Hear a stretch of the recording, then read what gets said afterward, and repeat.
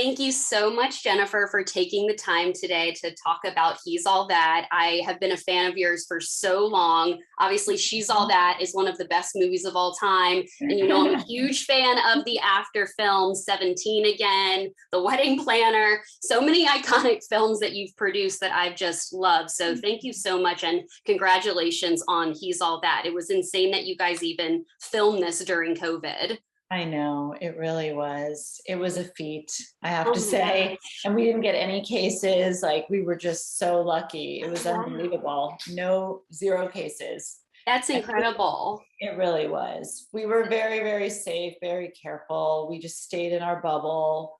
Everybody was just, it was so important to everybody that we finished the movie that we literally would go to set, go home, come to set. Yeah, I know. It was really fun watching yours posts on Instagram and Addison's and Tanner's, all the behind the scenes photos. And I know everybody flipped out when Rachael Leigh Cook was on set, which I want to get into here shortly. But 1999 was just iconic for films in general. So many of my favorite movies came out in the late 90s. And since we have a little time today, I wonder if you could just take me back to be on set of She's All That. And did you realize at the time how special and iconic this film was going to be for young adult, high school, teen cinema, and just cinema in general? No, I mean, it's so scary because I remember it like it was yesterday. Oh, wow. It's insane. I came up with the idea for the movie because John Hughes was my hero, and I grew up on all of his movies, on 16 Candles, Pretty in Pink. Yeah. And so at the time I was a young producer and I was just sort of like looking at what I felt like was missing in the marketplace. And to me, I was like, who's making the John Hughes movies? Who's making, I loved Cameron Crowe's movies too, like Say Anything. And those are my favorites. So I'd always loved the story of Pygmalion, of My Fair Lady. So I was like, why don't we take this and set it in high school? So we paid Leigh a very low amount of money to write the idea from inception to the script. He did an amazing job. We developed the script with him, and I sold it to Miramax as a spec script. And we got about casting. We actually cast Freddie first. This was a funny story. My dad's partner managed Freddie's dad. Wow. So there was a whole familial connection there. And I think he had just come out in I Know What You Did Last Summer. Yeah, because I Know What You Did Last Summer was 97. So so this, but like this, She's All That was like, this was like such a big leading role for him. This is like, this jump started a lot for him. So he had just come out in that movie. We were looking to find the guy. And what I loved about Freddie was that he's got such a likable face, the same way that Addison has such a likable face, that even though they do this thing that is mean, you still need to be able to like love this person and root for them. So we cast Freddie first, and then we did the search for Rachael. We did a bunch of chemistry reads, and when she walked in, she was just the most adorable, lovable thing. I remember it like it was yesterday. And did she do a direct chemistry read with Freddie? We auditioned her. No, we auditioned the girls, and then we took the top picks and we put them against Freddie. So she was in like the top 3. Oh my God, that's incredible. So cool to remainice about that. Thank you for speaking on that. Matthew Lillard and Rachael Leigh Cook are back for He's All That. Matthew Lillard is one of my favorite actors of all time. Scream's one of my favorite movies. And it was so cool chatting with them yesterday for the film. What was the conversations like to get both of them back for He's All That? Yes. So I called Rachael. I called them both directly, and I let her know that we were doing it, and that, this time though, we were having the girls be in charge, because the whole way that this came about was that Miramax decided that they wanted to start rebooting some of their titles. So they approached my partner and I and said, we want to do a reboot of this. And we were like, oh God. And 2021, it doesn't feel right to have like the guys making over the girl, but we were like, but if the girls are making over the guy, that's kind of fun. Yeah. So that we pitched them that idea, and in the room, Bill Block was like, I love it, go, you know, who's going to write it? And I had actually kept in touch with Leigh, and I was like, and I knew he had a show on Hulu, and I was like, I think we should just go back to the original writer. Like, why not? And so it took about a good year and a half to develop the script from that core idea to where it was a go. And, you know, once it all was coming together, I called Rachael and I was like, honestly, I just wouldn't feel right, like making this movie without you being a part in it. Yeah. I know there's a lot to ask, but would you ever play the mom? And she was like, of course. Oh my She was so cute and lovely. So she did. She said yes. It was so much fun having her on set. And then we had the role of the principal, and we just thought, God, this would be so funny if Matthew was willing to do it. So that took like a few meetings of him working it out with Mark of like what he'd be happy to do. And even, I don't want to spoil it and give it away, but even at the end at the prom, when Mark was like, you got to do some of the dance, and he was like, and then he just busted it out, and we all were dying laughing. We were so ecstatic. So we actually did chat about that yesterday, because the Brock Hudson dance scene in the original is honestly one of the funniest scenes. It hurts. Like my stomach hurts laughing. Well, my brother choreographed it. My brother Yes, that's right. And he said Adam. Yeah, he said Adam choreographed it. Yes, that's right. And he and actually, it was really cool. Rachael turned to him and she was like, I think that's my favorite scene in the movie. I really do. And that was just so cool. But yes, we actually did. He did say at the end, I don't want to give too much away, but at the very end of the prom scene, that's definitely an homage to the first film, which was really, really cool. I loved that.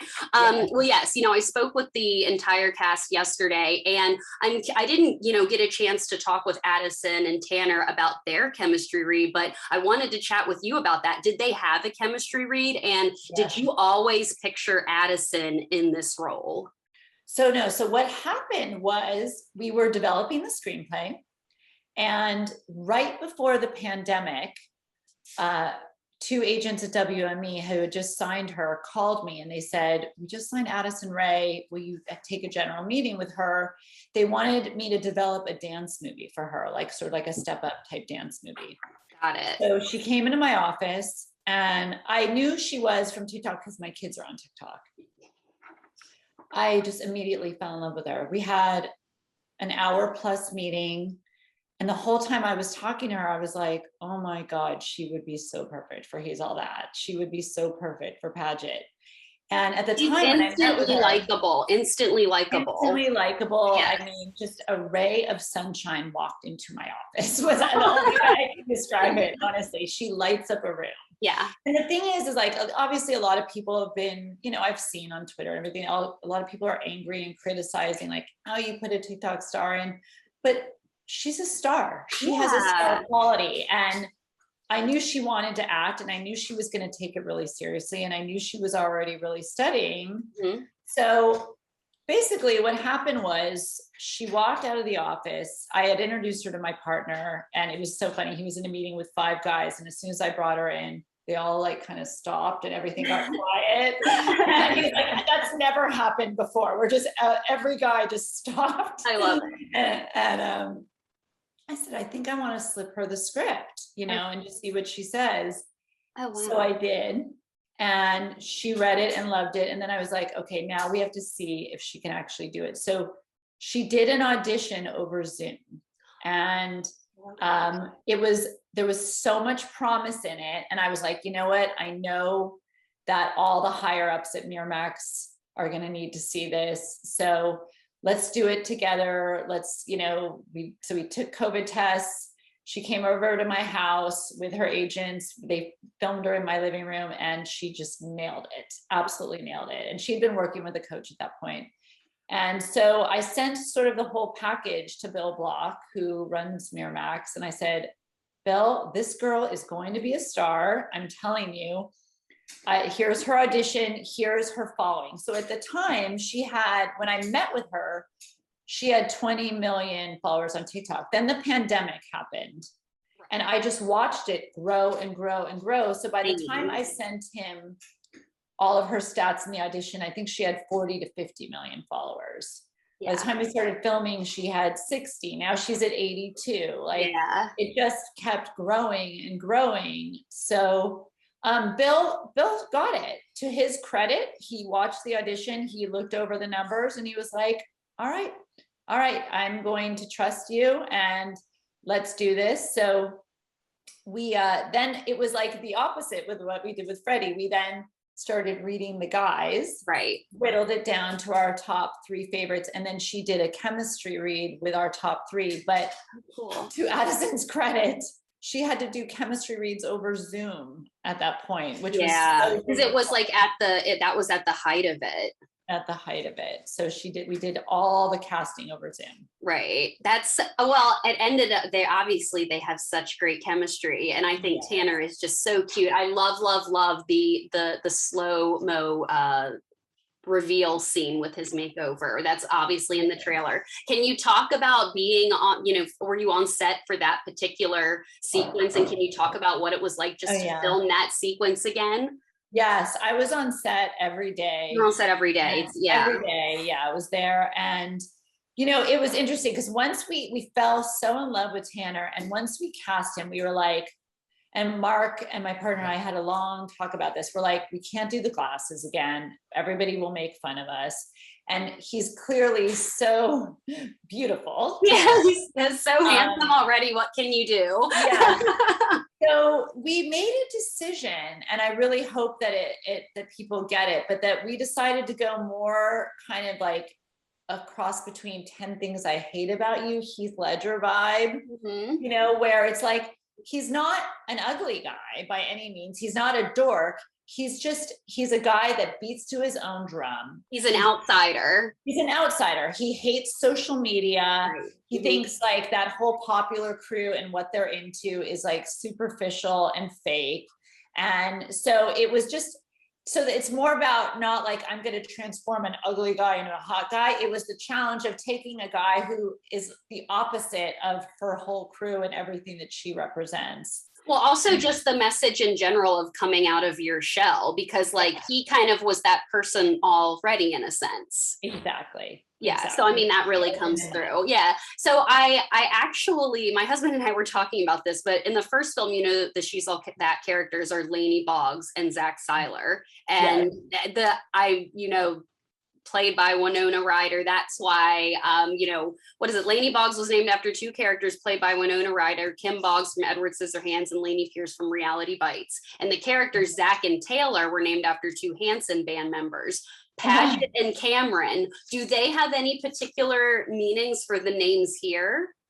I don't think they do, honestly. Okay. Because I was wondering, I was like, I don't know if this is a particular meaning, but I had to ask that because I thought that was so cool that the writer named Lainey after 2 iconic Winona Ryder characters. Right. Yeah. No, I don't think Paget Sawyer was named after anything. Okay. It was just a name that he came up with and that he liked. But Leigh's always so great at coming up with names. I always laugh at like the names that he comes up with. Well, I obviously want to talk about Kourtney Kardashian being on set because I was blown away when I saw that on Instagram. How many days did she film? What was it like? Because I love the character of her being this boss lady who's just badass. Yeah. So what happened with that was the character Jessica Miles Torres, who's the tormentor of Addison's character, on the page was just like written as like, she's 40 but looks 30, she runs this giant makeup company, this makeup line. And I literally said to Addison's agents, I was like, this is Kourtney. That's so cool. Like, that was your idea. Yes. And they were like, yeah, it is. And I said, do you guys think she would ever do it? Oh, wow. And they said, if Addison goes to her and asks her, I bet she would do it because obviously they're close friends. Yeah. So Addison did. And she said, yes.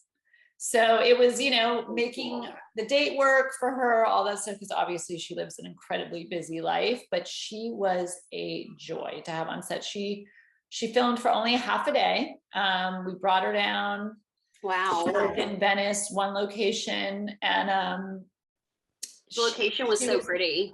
Yes, it was this hotel in Venice Beach, and it was honestly too, it was a beautiful morning. Like she had to get there so early. It was a beautiful day, so we had the ocean, everything in the background. It was the weather was perfect, thank God. And she was oh my God. Yeah, I know, because we were actually shooting in the winter. You can't tell from the film, but we got so lucky we did not get rained out one day. Like people don't realize, but it does rain in LA. Oh yeah, absolutely. After we wrapped, it started raining a ton. Oh, so it was just, for whatever reason, like the stars aligned for this. Oh my gosh. And she was a dream to have on set. She was lovely. She was excited to be there. She wanted to do well, she kept, and Addison was reading the lines with her off camera and everything. And you could just see like their camaraderie and how cute their relationship is. I think she's been a really wonderful person in Addison's life, just like helping her navigate sort of this rise to fame that's happened so quickly for her, and the online trolling and all that stuff that she has to deal with. Yeah, no, I think you're 100% right. Well, I definitely want to talk with you about the soundtracks in all of your movies, because I feel like whenever we see your films, that song becomes iconic, associated, with the scene. James Bay's Us and After, of course, Kiss Me and She's All That. I love Carried Away here and He's All That. It was in my head days out. It's still in my head. I loved it so much. How did you pick Carried Away for He's All That, and what kind of goes into building your soundtracks? Is it mainly in post-production for you, or do you have an idea sometimes on set? No, it's always in post-production, and in all three instances that you just said, it was the music supervisor on the movie who finds the songs. Basically, it's their job to listen to all these songs and then identify, like, this is a hit, this feels like the movie. So Matt Aberly, who is our music supervisor, who's in-house at Miramax, presented it to Mark and my partner and I, and he's like, I think this song is a hit. I know who Madison Beer is, obviously, from, Instagram and my kids and everything. And I loved it. I absolutely loved it. I think it works really beautifully. So I'm excited. Yeah. No, I can't wait for fans to see it played out in the film. So I can't not talk about After We Fell and After Ever Happy. Yes. I love, how much I love the After series so much. And I spoke a little bit with Castile Landon for her film Fear of Rain, and also Kiana Madeira for her film Sphere Street. And they gave me some little, tidbits here and there, and they were so kind. I'm so excited for After We Fell. And I know that, I know that you and Anna worked a bit with Castile, or a lot, prior to filming in Bulgaria. Can you, share a little bit about, I guess what it was like filming that as well during COVID, and what your involvement with that? It was really unbelievable because, we developed the scripts from scratch, with Sharon, then we hired Castile. Yes. Together with the studio. Yes. We did all the pre-production, costume designer, DP, production designer, all of those things. So we surrounded her with an amazing team. And this was in the last summer, right? It was last summer, yeah. Okay. Yeah.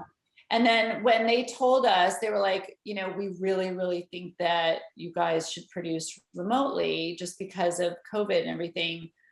And honestly, as heartbreaking as it was for me, because those kids are my family and I love them so much, the idea of going halfway across the world in the middle of the pandemic, because I have two kids who were home at and Anna has a kid too. Yes, exactly. And they were my kids were having a really hard time with the pandemic and everything. And so I knew that I had helped Castile set up the movies, and I knew Hero and Joe knew the characters so well at that point, and that we felt really good about where the scripts were and everything. So I was like, yeah, that's fine. I'll produce remotely. So I just watched everything that they were shooting every day. I don't think I slept for, the last 2 or 3 months of last year, because between the after movies and making this, it was just around the clock. But worth it, because Castile nailed it. I mean, she knocked it out of the park. I am so excited for the fans to see the movie. The teaser looks so good. The hot scene, the cabin scene looks gorgeous. And also like the cinematography, and like it just looks like a really, really soft, beautiful film. Incredible. Yeah. Our DP was absolutely amazing. He did all the bright places on Netflix and everything. Yeah, I spoke with Ellen Justice for that film. I love all the bright places. I know you spoke on, I think a little bit on social, that Hero and Joe just really, really obviously just fully fleshed out the characters in these last 2 films. Is there any what can, I know book readers know what happens and everything, but what is something that you can give fans that might be a little bit surprising, coming from Hero and Joe's performances specifically? I mean, honestly, I was floored by the amount of emotion, but that I felt watching the end, even though I've now seen it probably 100 times. I'm so jealous. I know. Well, you'll get to very soon, but yeah. I love the end and where their relationship ends up. I mean, the movie that guts me is number 4. Oh, I mean, absolutely guts me. But, I'm looking forward to it. I don't want to give too much away, but basically, Hero's performance, and when they get to London with the discovery and the aftermath of that, and they're both so good in the movie. I'm so excited for everybody to see. And I also love Stephen Moyer as an actor so much. True Blood was one of my favorite shows of all time. I literally rewatched it so many times in college, and I think that was a really excellent casting choice. He's amazing. Amazing. I'm so excited. The fans, obviously I love Charlie, but I know the fans have wanted somebody with an English accent, so I think they're going to be really happy. And he and Hero got along unbelievably well, and I think you see their chemistry too. I'm excited to see what the next 2 films have in store. I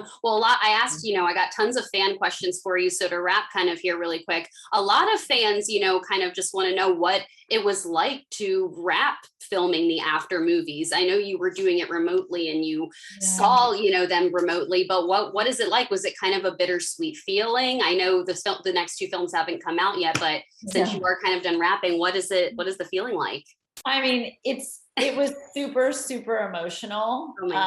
That having been said, as soon as we wrapped, we started into post on 2 movies. So I have literally been working this entire year nonstop on post because we've edited both movies back to back. Right. So it's been, and now, the movies are going to come out in September and then the following year. So this is now still going to be in my life for another year and a half to come. I want it to be in my life for another year and a half too. So I'm there with you. It will be. And, I love Hero and Joe so much. I got to spend some time with them when they came to town. I shot that picture that everybody loved so much of them in the office. It was so fun to watch the movies with them in the theater. Can you share, I love that picture. Can you share a little bit about what, like a scene that they were really particularly happy that turned out, like some of their feedback without giving too much away there after they saw the film together?